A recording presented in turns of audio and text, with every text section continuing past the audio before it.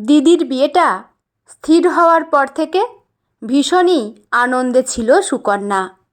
দিদির থেকে পাক্কা 5 বছরের ছোট হলেও স্বভাবে সে অন্তর্মুখী, নিজের মতো থাকতে বেশি ভালোবাসে। অবশ্য দিদিও তাই, স্বভাবে সে বহির্মুখী, হই হুল্লোড় বন্ধু বান্ধব নিয়ে থাকতেই বেশি পছন্দ করে। হবু জামাইবাবু রচিতের অনিন্দ সুন্দর কান্তি তাকে মুগ্ধ করেছিল। কথায় ছিল বাগ্মিতার ছোঁয়া। কোনো পুরুষ যে অমন সুন্দর করে কথা বলতে পারে, অমন মার্জিত ভাষায় ঘন্টার পর ঘন্টা আলোচনা চালাতে পারে, জানা ছিল না তার। অমন সুদর্শন পুরুষ দিদির মতো আত্মকেন্দ্রিক অহংকারী মেয়ের প্রেমে পড়ল কিভাবে, ভেবেই সে অবাক হয়ে গিয়েছিল। থাকতে না পেরে জিজ্ঞেস করেছিল দিদির বন্ধু শ্রীতমাকে। গ্রুপ স্টাডির জন্য প্রায় তাদের বাড়িতে আসতো সে। হেসে বলেছিল, তুই না একটা পাগলি আছিস। অপোজিট অ্যাট্রাক্টস বলে ইংরেজিতে একটা কথা আছে, কথাটা শুনেছিস নিশ্চয়ই। মনে রাখবি, দুজন বিপরীতধর্মী মানুষের মধ্যে অনুভূতির আদান প্রদান সবচাইতে বেশি হয়। হয়তো তাই, নইলে কি আর রচিত তার দিদির প্রেমে পড়তো? সুকন্যার মাস্টার্সের রেজাল্ট বেরোনোর অপেক্ষায় ছিল দুই পরিবার। রেজাল্ট বেরোতেই দু বাড়ি থেকে দেখে শুনে বিয়ের সানাই বেজে ওঠার দিন স্থির হয়ে গেল। কেনাকাটা পর্বের মাঝে সময় পেলেই রচিত এই বাড়ি চলে আসতো। হবু বউয়ের পাশাপাশি শালির সঙ্গে আড্ডা জমাতেও তার লাগতো বেশ। সঙ্গে হবু শ্বশুর শাশুড়ির আদর আপ্যায়ন তো আছেই। সুকন্যার দিকে তাকিয়ে হেসে বলতো সে, আসলে কি জানো, তোমার আমার সম্পর্কটা অনেকটা দাদা বোনের মতো। স্বভাবে দুজনেই ইন্ট্রোভার্ট, দুজনেই নিজেদের দুনিয়ায় বুঁদ থাকতে ভালোবাসি। ভাগ্যিস তোমার দিদি ছিল, তাই আমাকে ওখান থেকে বের করে ভালোবাসতে শেখালো। এজন্য আমি সুকন্যার কাছে কৃতজ্ঞ। বোন শব্দটা বিন্দুমাত্র পছন্দ না হলেও রচিতের কথায় সে মুখে কিছু বলল না। একটু দেখা, কথা বলা, এটুকুই তো প্রাপ্তি। আপত্তি করলে যদি এইটুকুও বন্ধ হয়ে যায়, তখন কি করবে সে? রচিতের সঙ্গে কথা বলতে ভালো লাগে তার। তেমন ভালো লাগা কোনো বন্ধুর সঙ্গে কথা বলে পায় না। অথচ এখন সে কলেজে উঠেছে, বেশ কয়েকজন বন্ধু বান্ধব হয়েছে। তবুও কোনো এক অজানা আকর্ষণে রচিত যেন তাকে মুগ্ধ করে ফেলেছে। দিদির সঙ্গে তেমন কথা না হলেও শ্রীতমাদির কাছে শুনেছে সে তাদের প্রেমের গল্প। রচিতের সঙ্গে সুকন্যার প্রথম দেখা একটা আর্ট গ্যালারিতে। অবাক হয়েছিল শুনে, দিদি আর আর্ট গ্যালারি? যার কাছে শিল্প একটা বোরিং সাবজেক্ট ছাড়া কিছুই নয়, সে কিনা আর্ট গ্যালারিতে। তার অবাক ভাব বুঝতে পেরে হেসে ফেলেছিল শ্রীতমা। এখনই এত অবাক হলে চলে? স্বেচ্ছায় যায়নি তোর দিদি, বলতে পারিস আমাদের এক বন্ধুর জোড়াজুড়িতেই গিয়েছিল সেদিন। প্রজ্ঞার দাদার এক প্রদর্শনী ছিল, ওই ধরে নিয়ে গিয়েছিল সবাইকে। সেখানেই আলাপ রচিতদার সঙ্গে। বুঝেছিল সে দিদির চেয়ে 6 বছরের বড় রচিতদা সুন্দরী দিদির সবচাইতে কাছের মানুষ হয়ে ওঠার প্রথম ধাপ কিভাবে পেরিয়েছিল। সেদিন রচিতদার বাড়িতে আসার কথা। বাবা মা গেছেন নিমন্ত্রণে। বিয়ের দিন এসে যাচ্ছে, আস্তে ধীরে নিমন্ত্রণগুলো সেরে রাখা ভালো, নইলে আত্মীয় স্বজনদের মধ্যে আবার কে কখন মিস হয়ে যাবে, তখন নিজেদের মধ্যেই কথা উঠবে। আজকের দিনে মেয়ের হোক বা ছেলের, বাবা মাকে অনেকখানি সচেতন হতে হয়। শুধু তো নেমন্তন্নেই নয়, ভেন্যু, তত্ত্ব, ডেকোরেটর, ক্যাটারার, আয়োজনে পোলাও হবে না মিক্সড রাইস, বিরিয়ানি না ঘি ভাত, সেই নিয়েও আলোচনা চলে বিয়ের আগে পর্যন্ত। সব দিক বিবেচনা করে এগোতে গেলে হাতে কেবল পর্যাপ্ত অর্থ থাকলেই চলবে না, দেদার সময়েরও প্রয়োজন। গোলাপি কুর্তিতে পরীর মতো সেজেগুজে সুকন্যাকে তৈরি হয়ে আসতে দেখে মুচড়ে পড়ে সুকন্যা। তবে কি দিদি আজকের প্ল্যান চেঞ্জ করলো? রচিতদার সঙ্গে বাইরে মিট করবে, তাই এত সাজগোজের ঘটা? দেখা হওয়ার একটা সম্ভাবনা তৈরি হয়েছিল, কিন্তু তাকে অঙ্কুরে বিনষ্ট হতে দেখে মনটা ভারী খারাপ হয়ে যাচ্ছিল তার। তবু নিজেকে সান্ত্বনা দেওয়ার জন্য শেষ চেষ্টা করল সে। মাঝে রচিতদার জন্য আইসক্রিম বানালো নিজের হাতে। সেটা তো তাহলে আর তোদের খাওয়া হবে না? হবে না কেন? নিজের হাতে তুই দিস না তোর রচিতদাকে, দুজনে বসে গল্প করতে করতে খাস। তোদের তো জমেও ভালো। আমি একটু বেরোচ্ছি বুঝলি, একটা সুন্দর ড্রেস দেখেছে পৌলমী মেহেন্দির জন্য, বসতে বলিস ওকে। চলে আসবো সময় মতো। প্রায় উঠতে উঠতেই চলে গেল সুকন্যা। শপিংয়ের নাম শুনলে বরাবরই মন ভালো হয়ে যায় তার। মনের ভেতরটা খুশি খুশি লাগছে, সেই খুশি ছড়িয়ে যাচ্ছে মস্তিষ্কে। নিজেকে শাসন করার চেষ্টা করল সুকন্যা। ঠিক তখনই কলিং বেল বেজে উঠল সুরেলা শব্দে। শব্দহীন শুনশান ফ্ল্যাট দেখে অবাক হলো রচিত। চারপাশে চোখ বুলিয়ে কাউকেই দেখতে পেল না সে। বিস্ময় চাপতে না পেরে বলে উঠল, তোমার দিদি যে বলল থাকবে আজকে, সেজন্যই তো তাড়াতাড়ি ছুটি নিয়ে এলাম, কিন্তু সে গেল কোথায়? ততক্ষণে সুকন্যা পুরোপুরি রসিকতার মেজাজে। নিজের পছন্দের পুরুষের সঙ্গে দেখা হলে মন এমনিতেই আনন্দে ভরে ওঠে। রচিতের প্রশ্ন এড়িয়ে গিয়ে বলল, দিদির পক্সি দিতে আমি তো রয়েছি বাড়িতে, চলবে না বুঝি? দাঁড়াও একটু, তোমার আসার উপলক্ষে মা ঘরেই স্পেশাল আইসক্রিম বানিয়েছে। সেদিন তুমি কথায় কথায় বলেছিলে না ঘরোয়া আইসক্রিম পছন্দ করো তুমি? আমিও খানিক হেল্প করেছি অবশ্য। আইসক্রিম খেতে খেতে সাহিত্যের আলোচনায় ডুবে গেল দুজনে। এর মধ্যে কেটে গেছে প্রায় 1 ঘন্টা। মনেও নেই রচিতের সে এখানে এসেছিল সুকন্যার সঙ্গে বিয়ের কেনাকাটা নিয়ে কয়েকটা জরুরি আলোচনা করবে বলে। The gift of the Magi O হেনরির লেখাটা তোমাদের সিলেবাসে আছে না? জানো তার আসল নাম কি? অমন মহান ভালোবাসা কি হয় কখনো সত্যিকারের? ঠিক তখনই সুকন্যার চোখের দিকে চোখ পড়ে যায় রচিতের। কি বাংময়, কি আকুল চাউনি! এমন ভালোবাসার সামনে কেউ কি কখনো চোখ তুলে তাকাতে পারে? অস্ফুটে বলে বসে সে, তুমি কি আমায় ভালোবাসো? কলিং বেলের শব্দ। কেটে যায় ঘোর। দ্রুত উঠে দাঁড়ায় সুকন্যা। ওই বুঝি দিদি ফিরল। পেছন থেকে হাত টেনে ধরে রচিত। আমার প্রশ্নের উত্তর এখনো পাইনি কিন্তু, বললে না তো তুমি কি আমায় ভালোবাসো? কবে থেকে? উত্তর যদি হ্যাঁ হয় তাহলে এতদিন কেন বলনি? আর যদি না হয় তাহলে অমন করে তাকালে কেন? এতদিন বাদে কেন বোঝালে আমি অনুভূতিহীন? তোমার অনুভূতিকে মর্যাদা দেওয়ার অধিকার আমার নেই? সব কিছুর একটা সময় থাকে, সে সময় পেরিয়ে গেছে। এখন আর এসব নিয়ে আলোচনা করে লাভ নেই। দিন কয়েক বাদেই দিদির সঙ্গে আপনার বিয়ে। প্লিজ এভাবে আমাকে দুর্বল করে দেবেন না।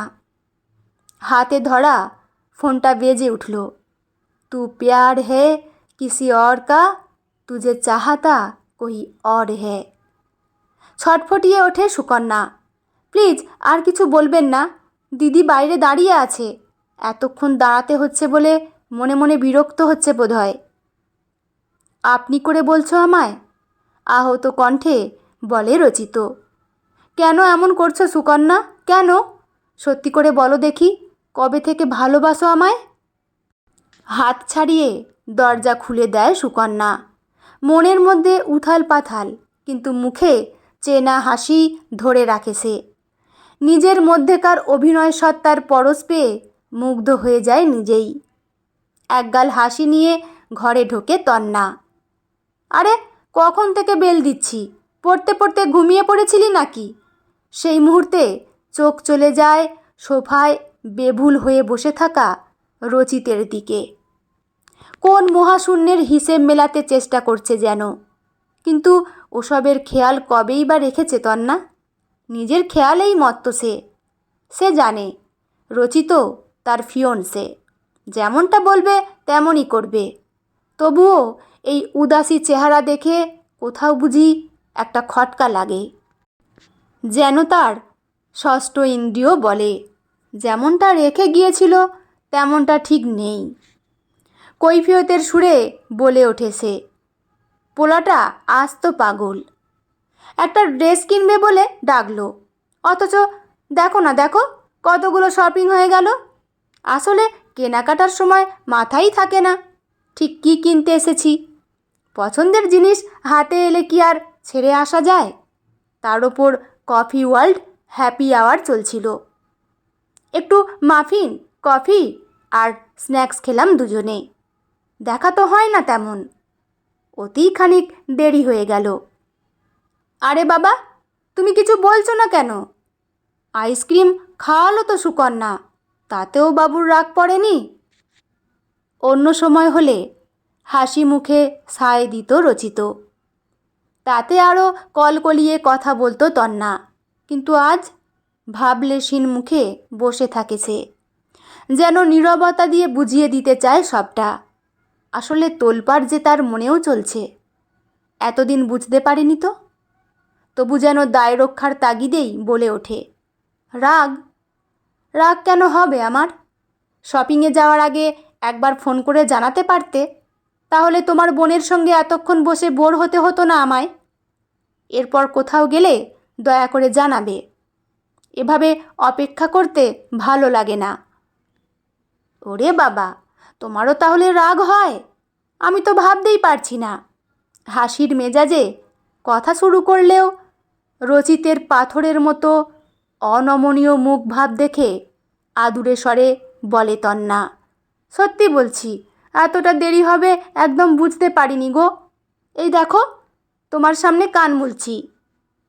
ভেবেছিলাম দুজনের ভালো জমে, হবু শালির সঙ্গে খানিকক্ষণ গল্প করবে না হয়, সেই ফাঁকে ড্রেসটা কিনেই চলে আসব। দেখবে না মেহেন্দিতে আমি কি পরব? একটা কথা বলো তন্না, তোমার কাছে এই মুহূর্তে গুরুত্বপূর্ণ কে, আমি না তোমার বন্ধুরা? রচিতের সঙ্গে দিদিকে আবেগ মাখা স্বরে কথা বলতে দেখে আস্তে ধীরে নিজের ঘরে চলে আসে সুকন্যা। বুঝতে পারে না সে কোনটা আসল চেহারা রচিতের। এই মুহূর্তে দিদির সঙ্গে আবেগ ভরে কথা বলছে যে, নাকি আপনি বলায় যে মানুষটা মুহূর্তের জন্য আহত হয়েছিল সে। চলে গেছে রচিত। পরিবেশ হয়েছে শান্ত। খাওয়া দাওয়া শেষে খানিক অপেক্ষা। বোনের ঘরে ঢোকে তন্না। সত্যি করে বল, কি বলেছিস তুই রচিতকে? কেন আমার সঙ্গে অমন ঠান্ডা ব্যবহার করলো আজ? এর আগে তো অমন করেনি কখনো। আমার উচ্ছ্বাসে উচ্ছ্বসিত হয়েছে, মন খারাপে দুঃখী। তখন দরজা খুলতেই বা তোর অতখানি দেরি হলো কেন? চুপ করে থাকিস না বোন, জানিস তো আমার ধৈর্য কম। খামোখা বাড়িতে চেঁচামেচি হলে দুজনের কারোর জন্যই তা ভালো হবে না। চাইলেই তুই চেঁচামেচি করতেই পারিস। বিয়েটা তোরই হচ্ছে রচিতদার সঙ্গে, আমার নয়। তাই নিজের হবু স্বামীর সম্মান নিয়ে ভাব আগে। বোধহয় জীবনে এই প্রথমবার শান্ত মেয়েটা নিজেকে ডিফেন্ড করে। রচিতদাকে নিয়ে যদি তুই এতটাই পজেসিভ, তাহলে আসবে জেনেও শপিংয়ে গেলি কেন? বাড়িতেই থাকা উচিত ছিল তোর। কয়েকদিন বাদেই যাকে বিয়ে করতে যাচ্ছিস, তার প্রতি যদি ন্যূনতম ভরসা না থাকে, তাহলে বিয়েটা করছিস কেন? বোনের এই প্রতিবাদী রূপ দেখে অবাক হতেও বুঝি ভুলে যায় তন্না। আহত মুখে বলে, তুই কিন্তু এবার আমায় ভুল বুঝছিস। আমি তো শুধুই। সুকন্যার নীরব চাহনি না বলেই অনেক কিছু বুঝিয়ে দেয়। ধীর পায়ে ঘর ছেড়ে বেরিয়ে যায় তন্না। বারবার মনে হতে থাকে, এই কি তার বোন? চেনা কিশোরীকে আজ এত অচেনা লাগে কেন? চোখের পাতা বুঝলেই সেই আকুতি ভরা চাউনি ফিরে আসে বারবার। ভালোবাসা বুঝি এমনই হয়, এমন গভীর অনুভবে ধরে রাখা। নিজেকে সামলানোর চেষ্টা করে রচিত। ফোনের গ্যালারি খুলে দুজনের একান্ত কাটানোর মুহূর্তগুলোর ছবি দেখে, কিন্তু কিছুই যেন তাকে আজ শান্ত করতে পারে না। বারবার সেই শান্ত নয়নের বিষাদ বিধুর দৃষ্টি ফিরে ফিরে আসে। কানে কানে বলে যায়, ভালোবাসি ভালোবাসি। এই নীরব ভালোবাসার দাবি কিভাবে ফেরাবে সে? মাথার পাশে রাখা মোবাইল তুলে রবীন্দ্রনাথে আশ্রয় খোঁজে। প্রহর শেষের আলোয় রাঙা সেদিন চৈত্র মাস, তোমার চোখে দেখেছিলাম আমার সর্বনাশ। কিন্তু টাইপ করা চিঠি আর পাঠানো হয় না চেনা ঠিকানায়। লেখে আর মুছে ফেলে। একটা দীর্ঘশ্বাস ফেলে আবারও খুলে বসে স্মৃতির ঝাঁপি। হয় না, কিছুতেই আর হয় না। যে সঙ্গোপনে থেকেছে আজও সঙ্গোপনেই থাক। ঘুম আসে না চোখে। এপাশ ওপাশ করতে থাকে সারা রাত। সকাল হয়, সূর্যদেবের ঘুম ভাঙে।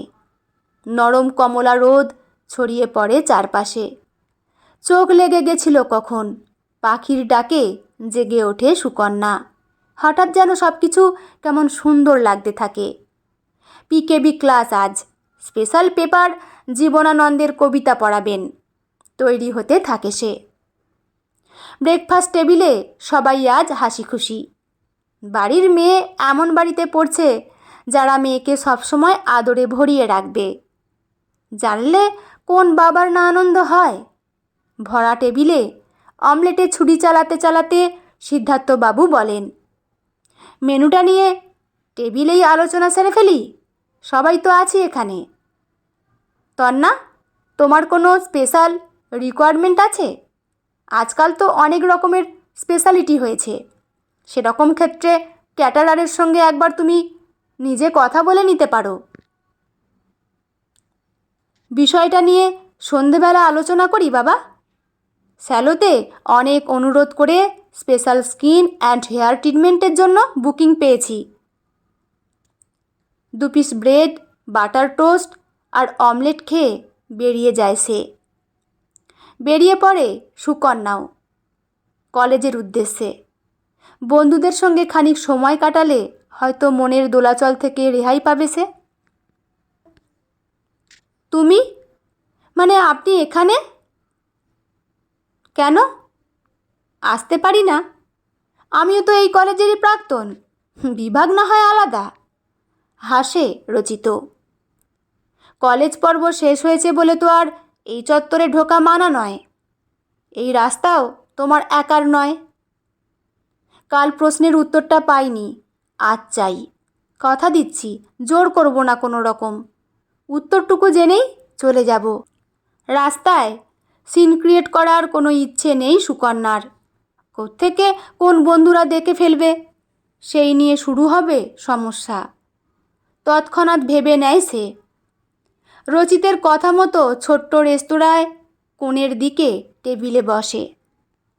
সামান্য স্ন্যাক্স আর মকটেলের অর্ডার দিয়ে বলে সে, কাল সারা রাত তোমার ওই চাউনি আমাকে জাগিয়ে রেখেছিল। আজও অফিস যেতে পারিনি, ছুটে এসেছি তোমার কাছে। অমন মায়াভরা কোমল চাউনি যেন আমাকে বারবার হাতছানি দিচ্ছে। ভেবেছিলাম গভীর রাতে তোমায় মেসেজ করব, কিন্তু মনে হলো দূর থেকে নয়, এবার সামনে এসে দাঁড়ানোই ভালো। একবার তো দেখতে পাবো চোখের সামনে। এত ভালোবাসো যখন, স্বীকার করছো না কেন? টলটলে চোখে মুক্ত ঝরে। সে তো আপনিও দিদিকে ভালোবাসেন বলেই জানতাম। সেজন্যই মেলামেশার পর বিয়ের প্রস্তাব নিয়ে সোজাসুজি আমাদের বাড়িতে এসেছিলেন।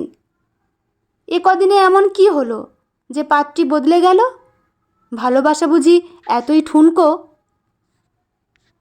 তুমি কি এখনও আমায় আপনিই বলবে? কষ্ট হয় সু, বড্ড কষ্ট হয়। ভালোবাসার মানুষকে এভাবে কষ্ট না হয় নাই দিলে?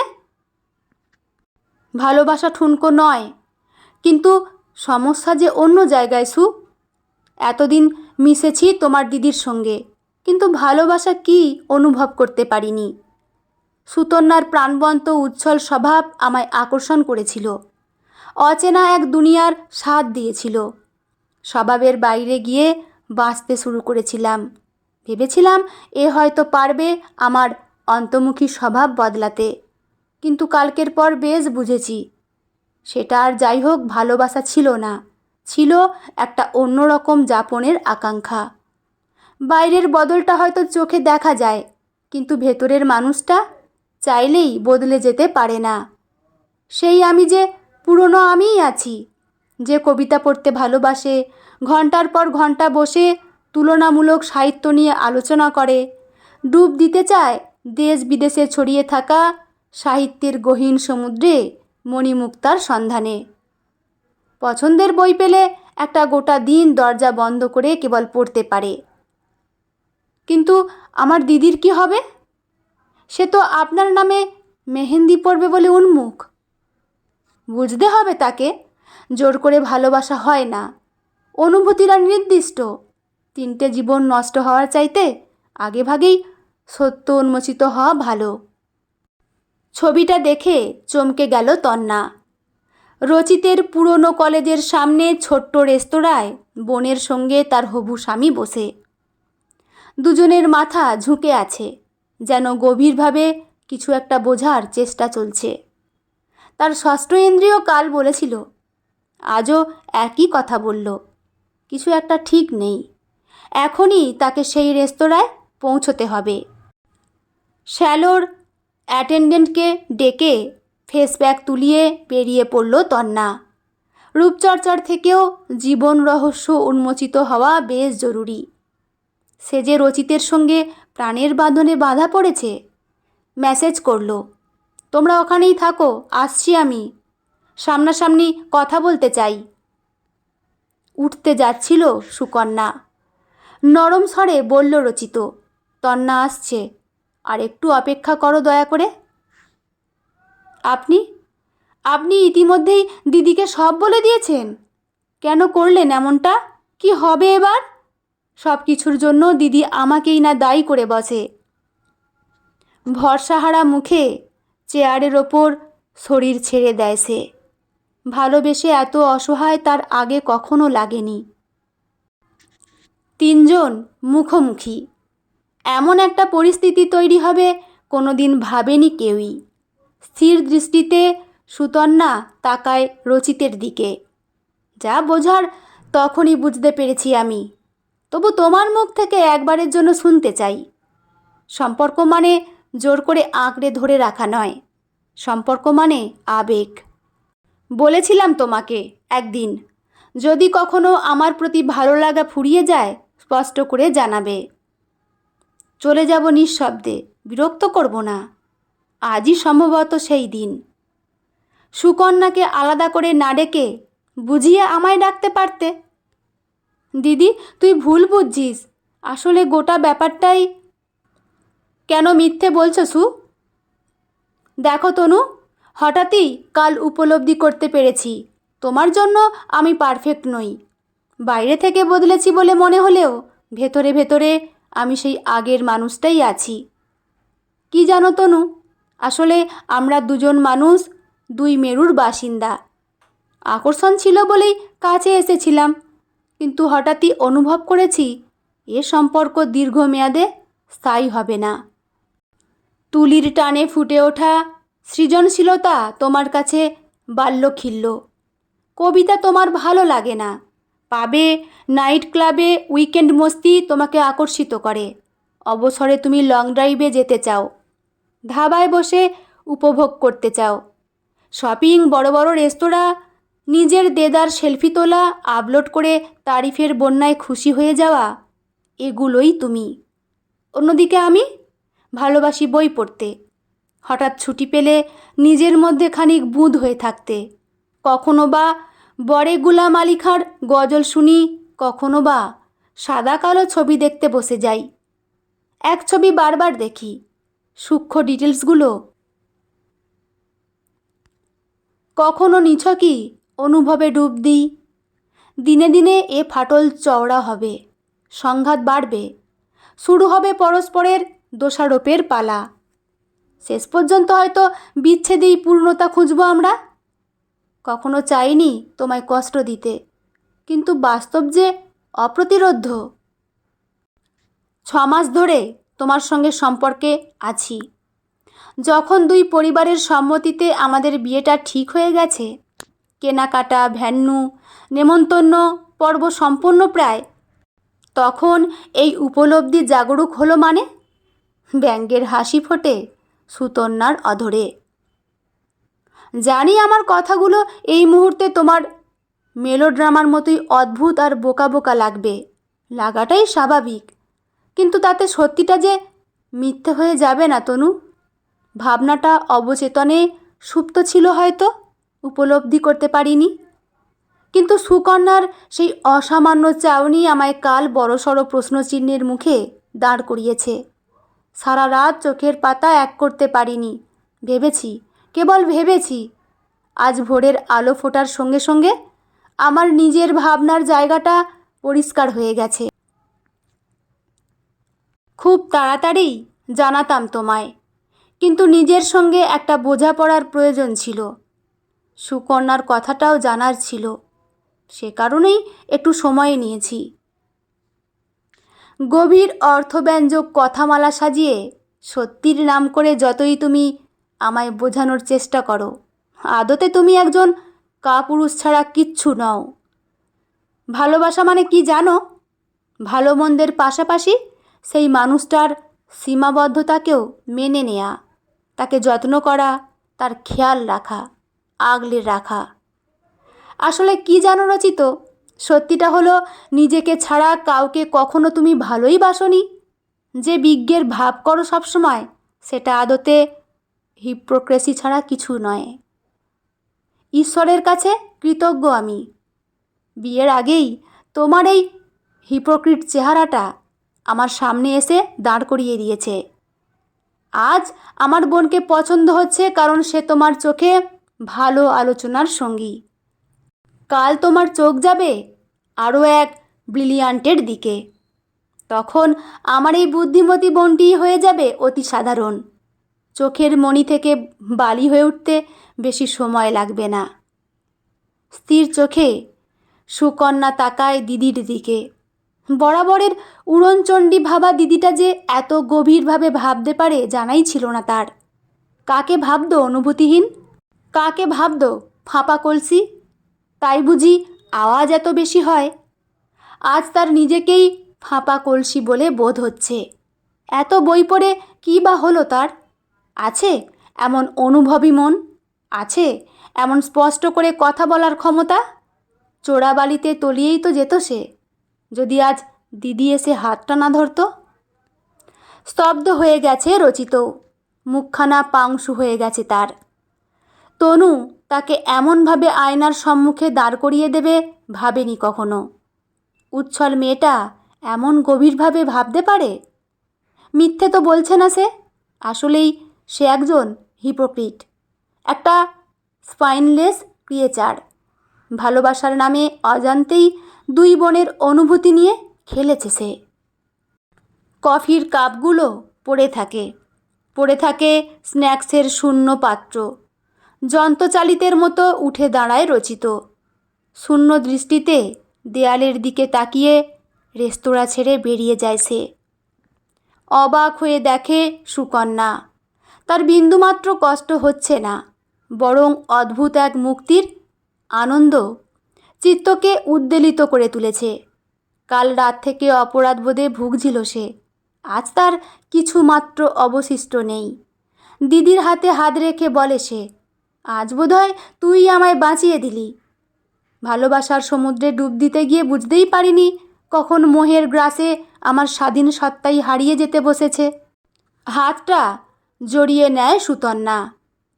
দিদিদের কাজই হলো বোনকে ভুল পথে যাওয়ার হাত থেকে রক্ষা করা। জীবন অনেক বড়, সামনে অনন্ত পথ। আপোষহীন ভঙ্গিতে মেরুদণ্ড সোজা রেখে এগিয়ে চল দেখি। সেই যে চলে গিয়েছিল রচিত, আর কখনো ফিরে আসেনি। কিন্তু কিভাবে যেন হাওয়ায় ভেসে এসেছিল খবর। ট্রান্সফার নিয়ে সে চলে গেছে পাহাড়ে, একটা ছোট্ট বাংলোয় থাকে আজকাল, একাকী নিজের মতো। কে জানে ভালোবাসার দীর্ঘশ্বাসে গভীর রাতে বাংলোর বাতাস ভারী হয় কি না। কৌতূহলী দুবোন একটা উত্তর খুঁজে পায়নি এখনো। পাহাড়ের বিশালত্বের সামনে নতজানু হয়ে দাঁড়িয়ে হারানো মেরুদণ্ড ফিরে কি পেল ছেলেটা? বন্ধুরা, গল্পটি এখানেই সমাপ্ত। আপনাদের কেমন লাগলো অবশ্যই কিন্তু কমেন্ট করে জানাবেন। আর হ্যাঁ, আমার চ্যানেলে নতুন বন্ধু হয়ে থাকলে প্লিজ চ্যানেলটি সাবস্ক্রাইব করে আমার পাশে থাকবেন। এতে করে আরও ভালো ভালো গল্প পাঠ করার জন্য আমরা উৎসাহিত পাই। লেখা মন কেমনের ডাকবাক্স অনিন্দিতা, পাঠে আমি রিমি। দেখা হচ্ছে পরের কোনো গল্প নিয়ে। ভালো থাকবেন সবাই। ধন্যবাদ।